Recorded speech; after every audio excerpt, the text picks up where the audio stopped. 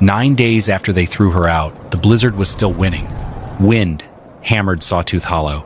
Trails vanished. Fences disappeared. Snow buried the low roofs of Pine Spur Timber Camp. The temperature had fallen to nearly 22 below zero. Dry firewood was running out. Chinking froze, cracked, and fell from cabin walls. One barn had already lost part of its roof to the wind. Yet behind a waterfall locked in ice, Laura Whitcomb sat beside a small, steady fire. Charcoal marks covered the stone wall behind her. Temperatures, food, fuel, days. Outside, a thin ribbon of smoke rose from a mountainside where everyone believed only cold rock existed. Branded a thief, she was supposed to be dead by now. Now the storm was breaking the people who condemned her, while she still had water, food, fire, and a dry place to sleep. She placed another heated stone beneath the hides near her bed, glanced at the 9th mark on the wall, then checked her remaining wood. The storm was not finished. Neither was she. Rewind 3 weeks, back when Laura Whitcomb was still just another pair of hands at Pine Spur Timber Camp. She was 20 years old and had spent nearly 4 years there. After her parents died of fever on the trail into Idaho territory, she signed a labor contract in exchange for food, shelter, and a chance to repay the debt left behind. Laura cooked meals, carried ledgers, counted supplies, weighed flour, and tracked rations. Her mother had taught her enough arithmetic to keep careful records. That made her useful to Gideon Harrow, the timber camp owner. It never made her important. Gideon preferred control that left no bruises. Debt books, contracts, and ownership accomplished more than fists ever could. People who believed they could not survive without him rarely caused trouble. His son, Caleb Harrow, lived by different rules. Whenever ore wagons stopped at Pine Spur, Caleb seemed to disappear after dark. Cards followed. Then, more debts. More than once, Laura saw him slip into the storehouse after closing. She never spoke about it. In Pine Spur, the word of an indentured girl carried less weight than the word of a landowner's son. Only Ruth Bell, the camp laundress and a widow, seemed to notice the smaller things. Laura often saved part of her bread for hungry children. One morning, Laura found a torn sleeve, neatly mended and folded on her bunk. Ruth had repaired it before dawn. In Pine Spur, even kindness sometimes had to remain unseen. Late in October of 1888, a payroll box arrived at Pine Spur Timber Camp. It belonged to a mining crew from Silver Run and held the wages of 32 miners, along with stamped company scrip. The walnut box was about 18 inches long, fitted with an iron handle and a brass lock.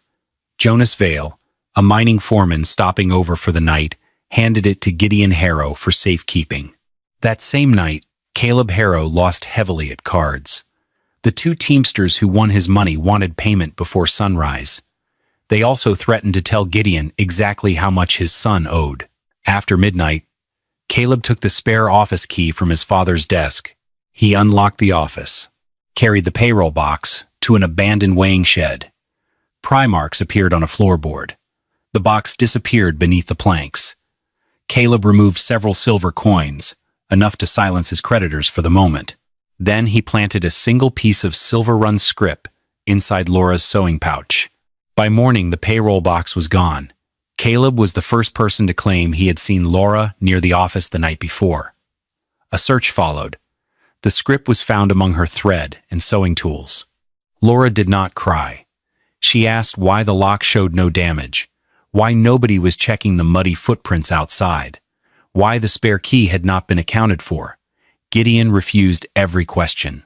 Jonas looked at the scrip, looked at Laura, then chose the easiest explanation. Behind his father, Caleb kept one hand buried in his coat pocket, hiding the fresh scratches left by the floorboards. Laura met Gideon's eyes. "If I had the key," she asked, "why would I steal one piece of scrip and leave it in my own sewing kit?" No one answered. Instead of calling the sheriff, Gideon held judgment inside the mess hall. Workers and miners filled the room as he declared Laura guilty of theft. Then he tore her labor contract in half. The debt ledger stayed on the table. The message was clear. She no longer belonged in Pine Spur. but somehow she still owed Pine Spur. By sunset, she had to leave Pine Spur. Laura was allowed to keep a blanket, a tin cup, a dull kitchen knife, half a loaf of barley bread, and the clothes she wore. Nothing else. Ruth Bell stepped forward with her late husband's heavy coat. Gideon stopped her. Anyone helping a thief, he warned, could lose part of their winter ration. Across the room, Elias Mercer, a schoolteacher newly hired to teach the workers' children for the winter, watched quietly. He noticed something strange. Caleb never looked at Laura. He never looked toward where the payroll box had been kept either. Jonas Vale remained silent. That silence told Laura everything she needed to know. As evening approached, torn pieces of Laura's contract blew across the muddy yard. The western sky had already turned the color of lead. Laura tightened the blanket around her shoulders and walked out of Pine Spur alone. No one followed. The logging road carried Laura Whitcomb south toward a settlement nearly 14 miles away. She never made it 3. Rain arrived first. Cold water soaked through the wool blanket around her shoulders. The corduroy road turned slick with mud. Wind slipped through the mountain gaps, carrying the sharp scent of coming snow. At a fork between 2 skidding trails, a fallen pine blocked the lower route completely. Laura climbed instead.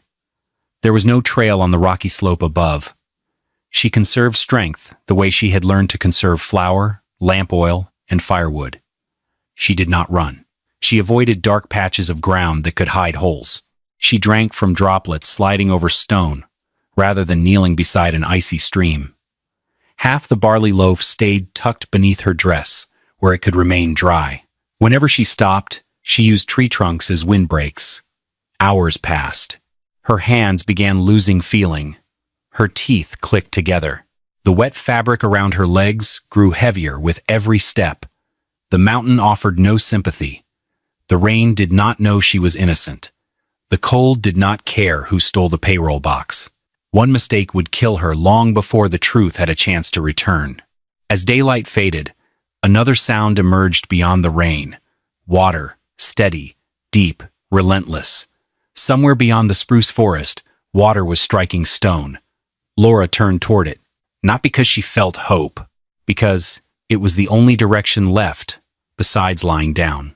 Laura pushed through the last line of spruce trees and saw Ravenfall. The waterfall dropped nearly 47 feet from a black basalt ledge into a stone basin below. Rain had swollen the flow. Wind drove white spray across the rocks, coating everything in cold mist. At first, there was nowhere to hide. Then she noticed something unusual. The water did not cling completely to the cliff. Near the right side of the falls, a dark gap rested behind the curtain of water where an overhanging shelf of stone created a narrow pocket. Reaching it would not be easy. Laura tied the blanket and bread across her shoulders and used a pine branch to test each step. Moss-covered rocks shifted beneath her boots. She slipped once, then again. The second fall nearly cost her the dull kitchen knife hanging at her belt. Behind the waterfall, she found a crack in the rock. It was barely 3 feet 8 inches high and less than 26 inches wide. Cold air drifted from inside, carrying the scent of dry earth, old ash, and weathered leather. The opening was too small to walk through. Laura dropped to her knees. She shoved the wet blanket ahead of her and twisted sideways into the darkness. The passage stretched upward for more than 30 feet. After the first few yards, the stone became dry. The roar of Ravenfall faded into a deep vibration inside the rock. Laura had no idea where the tunnel led. She stopped and reached one hand back toward the entrance. The storm was still there. She could hear it. For the first time since leaving Pine Spur, she could no longer feel it. The tunnel opened into a stone chamber, roughly 24 feet long, 16 feet wide, and nearly 11 feet high at its center. Almost no daylight reached this place. Feeling her way along the wall, Laura found a ring of smoke-blackened stone, an old hearth. Nearby sat a dented tinder box. Inside remained a few strands of dry bark and a small piece of flint. After several attempts, she coaxed a weak flame from rotten wood stored beneath a raised stone shelf. The fire revealed what time had left behind. Stake holes in the floor, elevated storage shelves, a shallow depression below the main chamber, rotting basket fragments, 5 rolled hides, though 3 were ruined by mold. Small jars and crocks, most cracked or empty. A deer hide map marked with symbols of water, wind, and slopes. Bone needles, thin sheets of mica. A rusted trapper's knife, and a small alcohol thermometer wrapped in oilcloth. The year 1879 was carved into its case. Some things were older than others.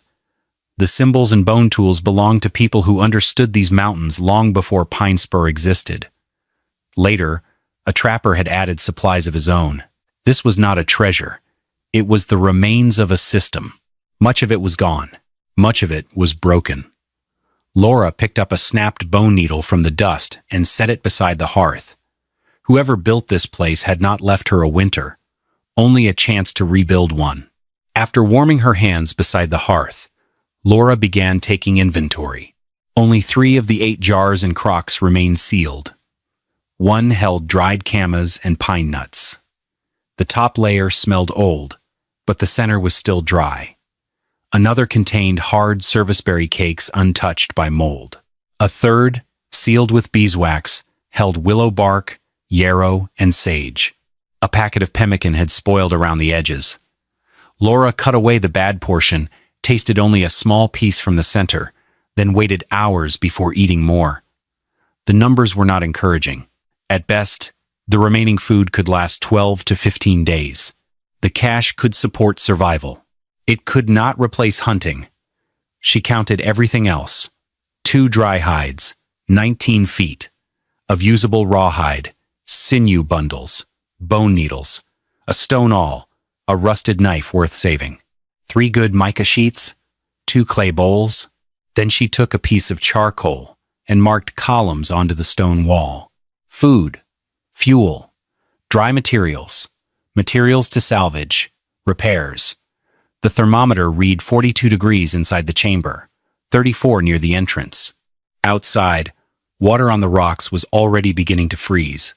Her first meal was small, a little camas, 4 pine nuts, the last of the barley bread. She left the second food jar unopened. Before sleeping, Laura placed the tinderbox on the highest shelf. The lesson was already clear. Things stored low belonged to dampness first. She studied the fresh charcoal marks on the wall. For the first time in years, the numbers she recorded belonged to her own future, not someone else's debt. The next morning, Laura gathered deadwood from the forest below Ravenfall. When she returned, she built a larger fire in the old hearth. At first, everything seemed fine. Then the smoke dropped. It rolled across the ceiling, spread through the chamber, thickened. Laura coughed.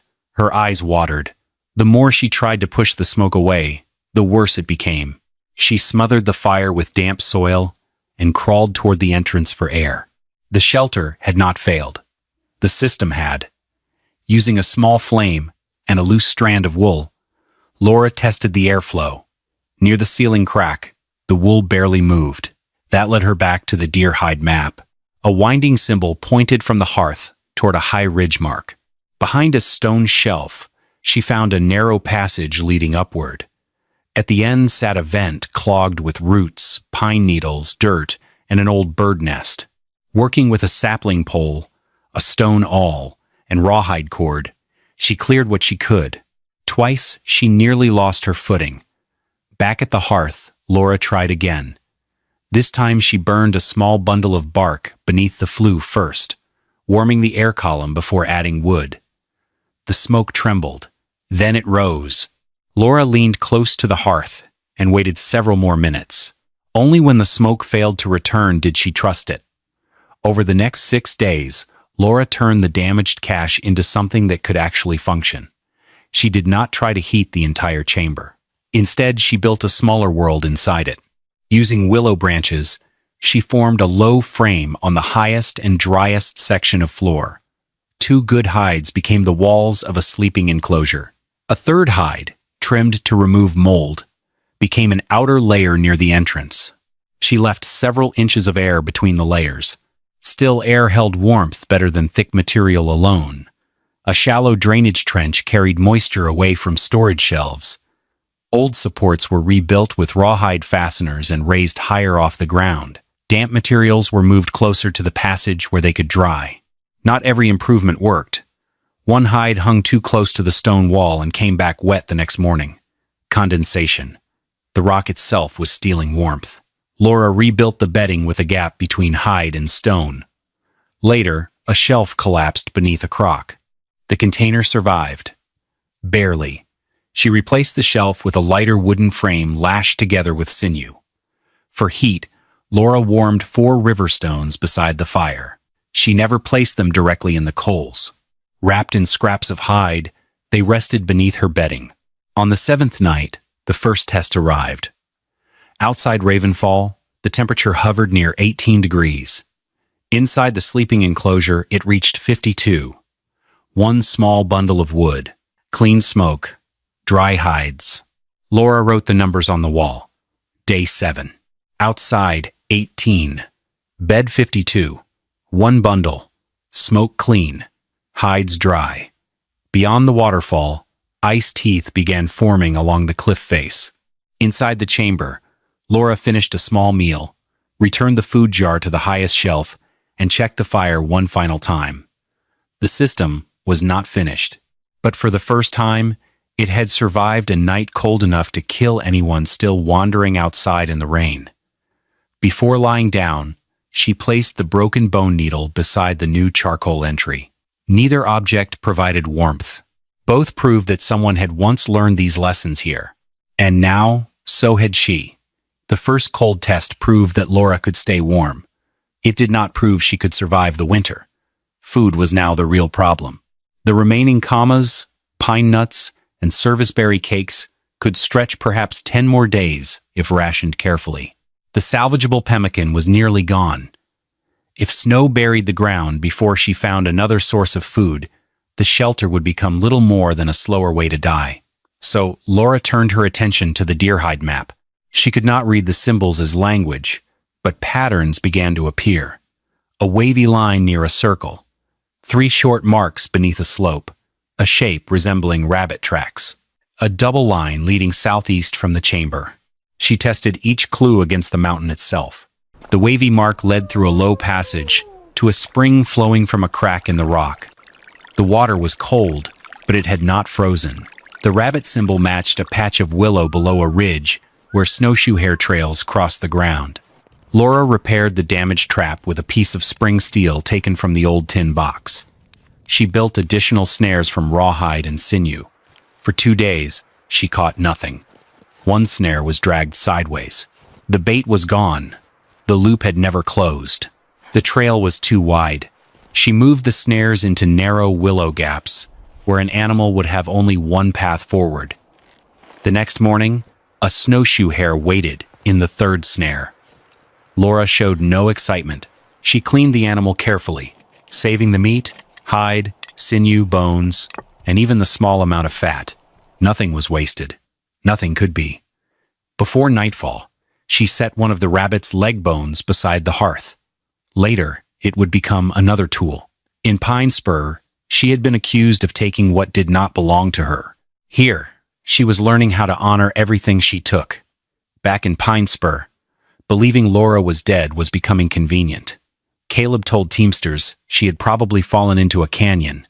He repeated the story so often that he nearly convinced himself. Gideon added the missing payroll money to the camp ledger as Laura's debt. The loss quietly reappeared in higher prices for flour, salt, and lamp oil. Everyone paid for a theft she never committed. Jonas Vale remained stranded in Sawtooth Hollow by early snow. With nowhere to go, he had time to study numbers. The more he looked, the less Gideon's account seemed to match the amount that had actually disappeared. Ruth Bell kept the heavy coat she never managed to give Laura hanging beside her bed. Every morning she brushed snow from it. Then an old trapper named Silas Crow returned from the northern trap lines. He reported seeing a thin thread of smoke rising from the cliffs near Ravenfall. The room fell quiet. Gideon called it steam. Caleb reacted too quickly. Laura could not be alive there, he insisted. Someone should check before the thief found her way back. Elias Mercer noticed the difference. An innocent man usually wants the truth found. Caleb seemed interested only in making sure Laura could never speak. Gideon hired 2 loggers to accompany Caleb to Ravenfall. Silas refused to guide them. Early winter ice around the falls, he warned, could kill 3 men before they ever reached the rock face.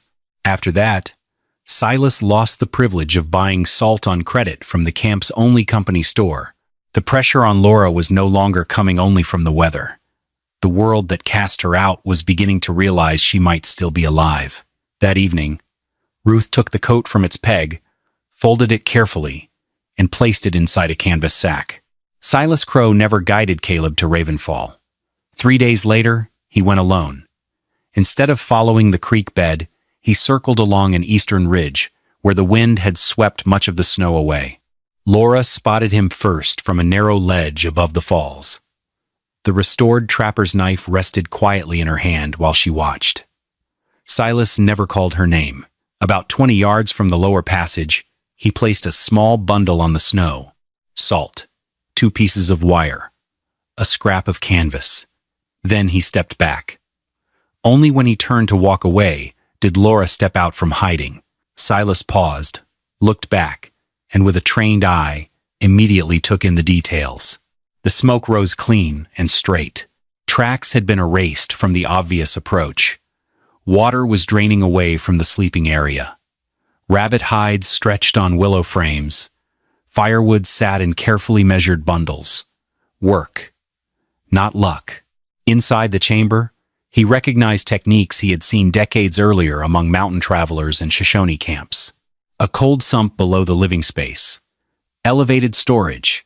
An entrance protected from direct wind. Rawhide baffles.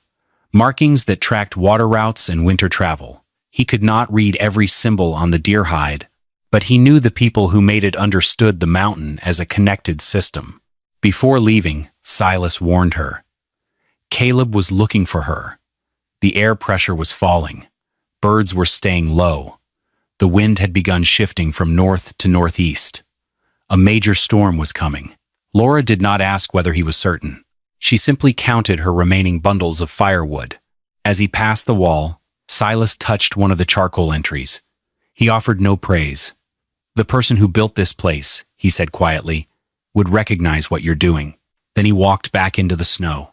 Caleb Harrow did not wait for Gideon to organize a search party. One cold morning, he set out for Ravenfall with 2 loggers. They carried a rifle, a pry bar, and a coil of rope. Caleb claimed they only wanted the missing money back if Laura had hidden it somewhere in the mountains. Laura heard them long before she saw them. Metal striking stone. The sound echoed through the passages. The entrance behind the waterfall was the obvious place to search. If Caleb discovered the chamber, the sleeping enclosure, and remaining supplies would be exposed. Laura moved quickly. The double line on the deerhide map had already led her to a lower passage nearly half a mile from the falls, hidden among willow and talus. She had explored it before. Now she finally put it to use. Food, the thermometer, the map, the knife, the tinderbox, and most of her bedding disappeared into the deeper section of the system. Then she turned to the main passage. Using loose stone and a forked branch as a lever, Laura narrowed the tunnel. Not completely. A small gap remained near the floor to preserve airflow. From the outside, the blockage looked like a natural collapse. By afternoon, Caleb reached the falls. The climb went badly. The rocks were coated with ice. One logger slipped repeatedly. Another trapped his foot between 2 boulders and refused to continue farther. Caleb pushed on. He found the crack behind the waterfall, and found only stone. From behind her hidden barrier, Laura listened as he insisted there could not be another exit. He wanted to wait outside. One of the loggers looked at the sky and shook his head. Snow was already blowing sideways. Before leaving, Caleb shouted into the darkness that nobody from Pine Spur would come looking for her once the storm arrived. He believed he was letting winter finish what he had started. But he knew nothing about the lower passage, the spring, the vent, or the winter route marked on the hide. Caleb saw a cave. Laura was beginning to understand a mountain. Long after their voices faded, She, kneeling beside the small opening near the floor, pressed an ear close to it and felt the faint movement of air. The passage was still breathing. The coming blizzard would be a far greater enemy than Caleb Harrow. The weather kept changing. Pressure continued to fall. Northeast winds drove moisture from Ravenfall against the cliff face. Within 2 days, ice began forming around both the main passage and the lower entrance. Laura recognized the danger immediately. If an ice dam sealed the lower opening and drifting snow blocked the vent above, the draft would die. The hearth could become a trap again. She tested the airflow with a loose strand of wool. The movement was weaker than the day before, so she went back to work. Laura widened sections of the lower passage. That solved one problem and created another. Meltwater crept inside, then froze into a thin layer across the floor. One morning, while carrying heated stones from the hearth, she slipped. The best clay bowl shattered against the rock. The loss seemed small. It wasn't. Only one good bowl remained. Another crock now carried a fresh crack. Before the storm arrived, Laura rebuilt the system again. She dug a drainage channel away from the lower entrance. A canvas baffle hung about 20 inches inside the opening. A second rawhide curtain created an air pocket behind it. A small willow and bark roof protected the entrance from drifting snow. A long pole waited beside the vent passage for clearing blockages. Tinder was divided into 3 separate containers and stored in different locations. Part of the firewood supply moved deeper into the shelter, rather than remaining near the hearth. Then she ran another test. Despite the freezing 6 degrees outside, her sleeping enclosure held at 49, using less than a full bundle of wood. The draft was weak, but it held. Everything remained dry. Laura added a brief entry to the wall for day 18, noting the ice and wind, then left space for tomorrow. For a long moment, she stared at the broken clay bowl. Finally, she picked up one of the larger fragments and fitted it over the smallest tinder container as a protective lid. Inside the shelter, failure could not be allowed to remain failure. Everything had to become part of the next solution. The blizzard arrived during the night. It did not build gradually. It struck. The first winds drove smoke back down low chimneys across Pine Spur. By morning, the logging road had vanished beneath drifting snow. Temperatures fell to 11 below zero, then 18 below. By the 4th night, nearly 22 below. The storm showed no interest in contracts, ownership, or accusations. It judged everyone the same way. At the camp, dry firewood was rationed. Part of a horse barn collapsed beneath wind and snow. Gideon's stovepipe glowed red from overfiring. Cold seeped through cabin walls. Water froze solid inside barrels. Families crowded into the mess hall to share heat. Meanwhile, inside the shelter behind Ravenfall, Laura followed a routine. Every 3 hours, she checked the vent. She broke ice from the lower passage. She recorded temperatures. One small bundle of wood each night. Heated stones rotated in and out of bedding. Food was rationed carefully. Rabbit meat, camas, pine nuts. Water came from the spring that never froze. Day after day, task after task. No wasted movement. On the 3rd day, the wind shifted and the draft weakened. Laura preheated the flue with dry bark before adding wood. The smoke continued rising. On the 5th day, a faint pounding echoed through the lower passage. Not ice, not falling stone. A person. Elias Mercer had left Pine Spur after hearing the loggers speak about smoke near Ravenfall. The trail disappeared beneath the storm. More than once he nearly turned back. Only the ridgeline and that thin ribbon of smoke guided him forward. By the time he reached the entrance, his hands were stiff and his face had turned pale blue from the cold. Laura pulled him inside. She wrapped him in dry hides, gave him warm water in small sips. She did not place him directly beside the fire. Rapid reheating could be as dangerous as the cold itself. For the first 3 hours, Elias spoke only a few words at a time. Mostly he watched. The charcoal entries, the wood bundles, the raised storage, the the baffles, the spring. Everything Pine Spur might have called luck looked different up close. It looked like work. On the 9th day, the storm finally weakened. While it remained bitterly cold outside, Laura's shelter had held its warmth. More than 3 wood bundles remained. Her tinder was dry, and the food could last nearly another week. Laura carved the 9th mark onto the wall. The blizzard never declared her innocent. It simply proved that she understood its rules better than the people who had sent her into it. Later, when Elias was finally strong enough to sit upright without help, he noticed something else. Laura placed the only unbroken clay bowl in front of him. She ate her own meal from a fragment of the bowl she had shattered days earlier. The storm left slowly. For 3 more days, Elias Mercer remained inside the shelter, while strength returned to his hands and lungs. During that time, he studied the deerhide map. The symbols were not a complete language. They were something older and less orderly. Pictographs, trail markers, seasonal notes, additions made by different hands across different years. Elias could not translate everything. What he could do was give names to things Laura had already discovered. The circle beside the wavy line marked a year-round spring. 3 short marks beneath a slope indicated ground where wind swept snow away. The double line marked a winter route. A rectangle with 3 dots pointed toward a clay deposit. A hand-shaped symbol warned against building fires in a chamber with poor airflow. None of those discoveries belonged to Elias. Laura had already found the spring, already located the willow flats, already used the lower passage. She had even avoided a western cavity because the flame there burned weak and dirty. Elias simply provided order to lessons she had learned with her own feet, hands, and lungs.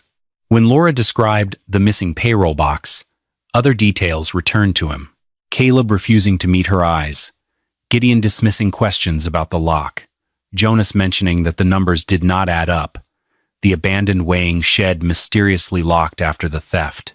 The pieces fit together more cleanly than they had before.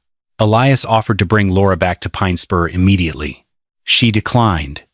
The roads were still dangerous. The camp was still recovering. More importantly, the shelter, supplies, hides, and records could not be abandoned. Instead, she prepared things for Elias to carry. Copies of temperature readings, notes describing the lower route, a sheet of mica stained during one of her vent tests, and a complete account of the night the payroll box disappeared. When it was finally time for him to leave, Laura handed him the long pole she used to break ice from the passage. Elias looked surprised. "What about you?"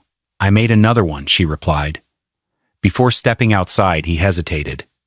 "Do you want me to tell them you saved my life?" Laura considered the question.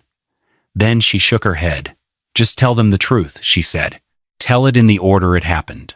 When Elias Mercer returned to Pine Spur, the storm had left damage everywhere. One section of the old weighing shed roof had partially collapsed under snow and wind. Jonas Vale, Silas Crow, and several workers entered the building looking for tar paper to repair cabins. Inside, they found something else. A shifted roof beam had twisted one of the floor joists. The floorboard lifted. Beneath it sat a walnut payroll box. For a moment, nobody moved. Then Jonas dropped to one knee and pulled it free. The brass lock remained intact. One corner of the lid carried pry marks. Most of the coins and payroll scrip were still inside. The missing amount matched almost exactly what Caleb Harrow had owed the Teamsters. The hiding place held more than the box, the spare office key, a broken section of pry tool with walnut splinters embedded in the metal, 2 gambling debt notes bearing Caleb's name, a scrap of coat fabric caught on a nail. Jonas did not need an explanation. Neither did anyone else. He carried the box to the mess hall and placed it on the same table where Laura had been condemned. Gideon tried one last defense. Perhaps Laura and Caleb had worked together. The argument lasted only minutes. The 2 Teamsters confirmed that Caleb had paid his debt before dawn using silver coins identical to those inside the box. By afternoon, Caleb was gone. He fled the camp on a tired horse.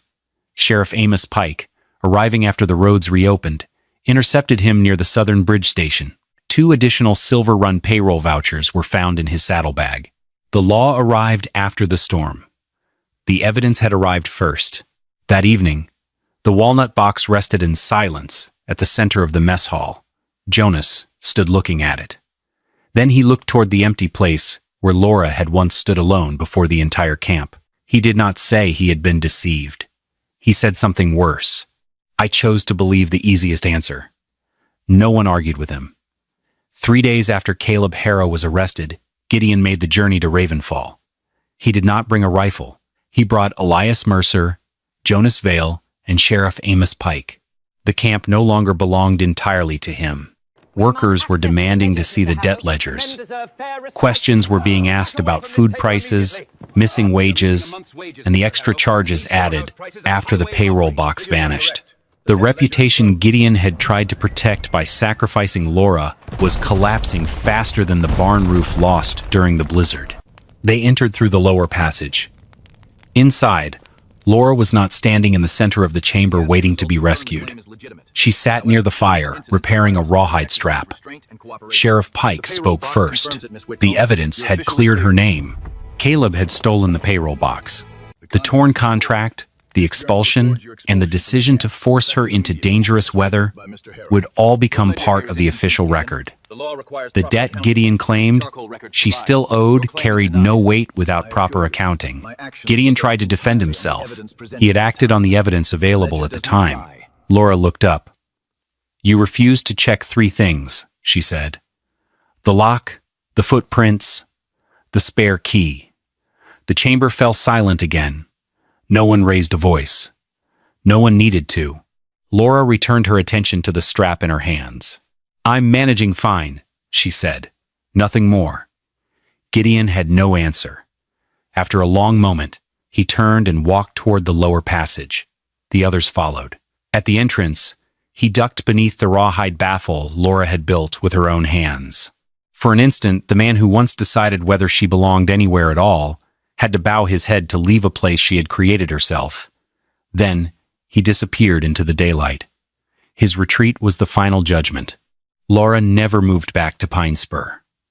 When winter finally released its grip on Sawtooth Hollow, she built a small cabin on high ground near Ravenfall.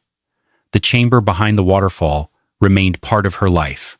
It served as a winter storehouse, a storm shelter, and a place for records. She never tried to turn the place into a business. The clay deposit marked on the old map supplied only what she needed: fire brick, storage vessels, heat-resistant plaster, sealed lids for food containers, nothing more. Elias carefully copied the symbols from the deerhide map. Yet beside every symbol he included something equally important: Laura's observations. The map explained where things were. Her notes explained how they worked. Silas helped identify which markings came from older Shoshone travel routes. Together, they kept the location of the shelter away from prospectors and fortune hunters. Some knowledge survived because it was shared carefully. The first visitor from Pine Spur arrived in spring: Ruth Bell. She carried the heavy coat she had tried to give Laura months earlier. This time, nobody stopped her. Laura accepted it with a quiet smile. Instead of putting it on, she hung it from a wooden peg beside the hides that had once enclosed her sleeping space. Jonas returned every dollar Laura had been forced to carry as debt. Later, he helped fund a small school in the hollow. Elias taught reading. Laura taught different lessons. Keep tinder in more than one place. Never place bedding directly against a cold wall. Test a draft before building a fire. Watch the wind on snow. Keeping heat matters more than making heat. Caleb Harrow eventually stood trial for theft and planted evidence. Gideon lost much of the camp he once controlled. Workers left. Others purchased cabins with wages he was forced to repay. Years passed. Weather came and went. New winters arrived. Yet on the wall behind Ravenfall, several charcoal lines remained. Day 7. Outside 18. Bed 52. 1 bundle. Smoke clean, hides dry. The marks never described how Laura felt. They recorded only what she did. That was why they lasted longer than the accusation that had once followed her name. And beside those old entries hung Ruth's coat. No one had the authority to take it away anymore.